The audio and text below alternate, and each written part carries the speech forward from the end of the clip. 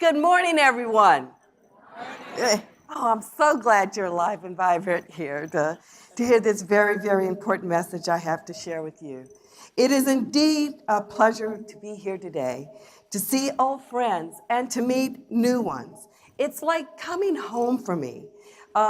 Several decades ago, I have to say now, my kids and I had the opportunity to spend a year at this Center for Advanced Studies in the Behavioral Sciences here at Stanford. And they thought it was the best year of their entire life, even better than Christmas. And my youngest daughter, who is sitting in the audience, always said to me, I'm going to get back there someday. And she has come back. She has come back as an assistant professor of cardiothoracic surgery here at Stanford, and I'm very, very proud of her. And very, very proud of the efforts that Stanford has done with respect to issues of diversity, specifically through Dr. Wu and Dr. Ogden, who I thank for giving her a chance. Having said that, our family is no stranger to issues of poverty.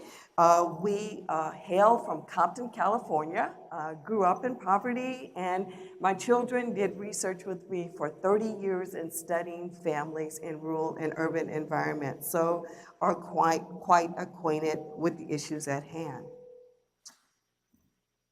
So moving on, our team's charge was to address poverty, issues that are near and dear to all four of our hearts. We began with the question of what does the general public know about the poor, especially because they haven't been on the radar for quite some time in our nation.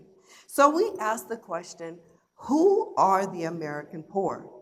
Now, the popular discourse would lead us to believe that many believe that when we talk about the poor, we're talking about African Americans in urban ghettos, Hispanic immigrants parceled into Latino and Chicano enclaves across rural and urban locales, Native Americans in geographically isolated reservations, and whites with long-standing intergenerational ties to Appalachia in and of itself.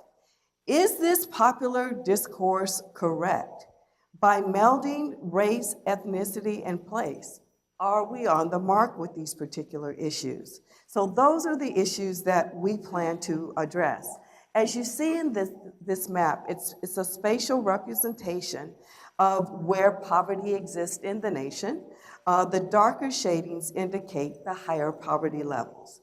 In our report, we take a closer look at poverty by race and place and ask whether these commonly reported profiles of the poor mask different types of spatial variation within specific racial and ethnic groups. Throughout our analysis, we focus on household heads aged 25 and over.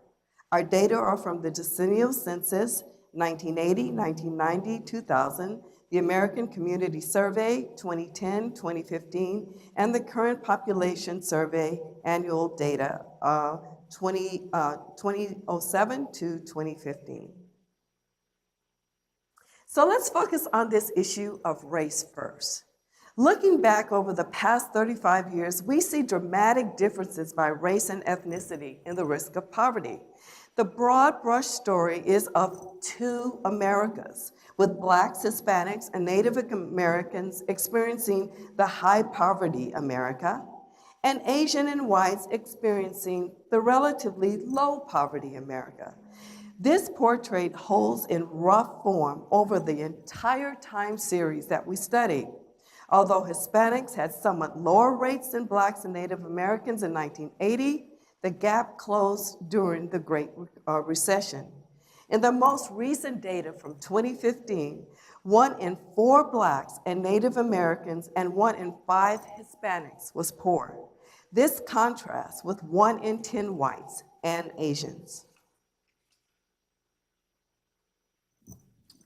Although the poverty rate for whites is low, they make up 51% of this nation's poor because there are more whites in the total population.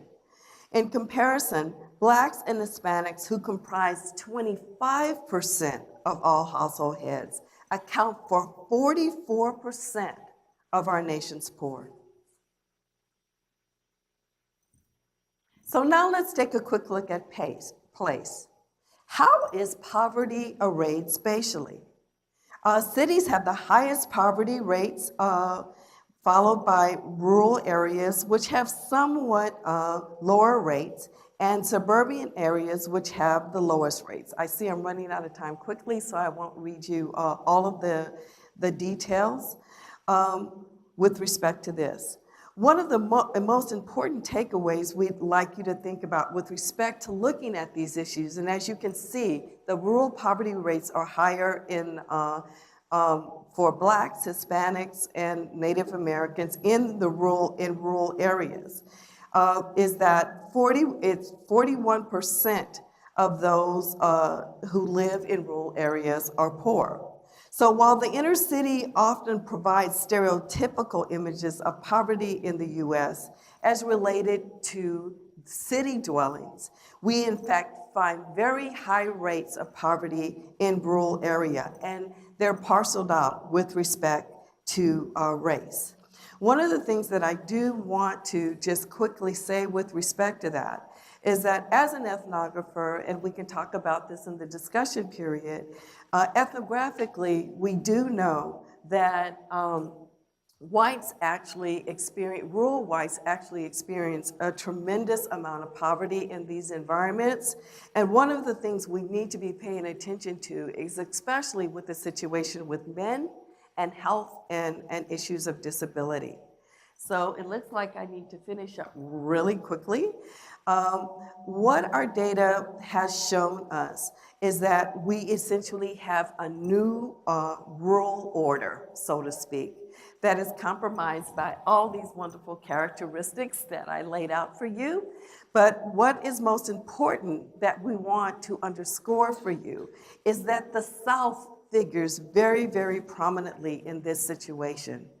So finishing up, our two key points, takeaway points, is that there's a high poverty America for Blacks, Hispanics, and Native Americans. That means we have these two poverty Americas, and a relatively low poverty America for whites and Asians.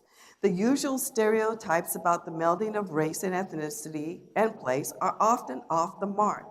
There's high poverty rates in rural southern enclaves, especially for Black women. We see it at a rate of 41%. New Hispanic immigrants face high poverty in rural new destinations. Reservation poverty is also highly persistent.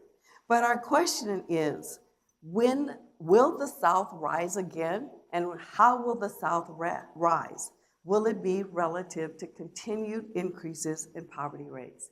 Thank you so much for your time and attention.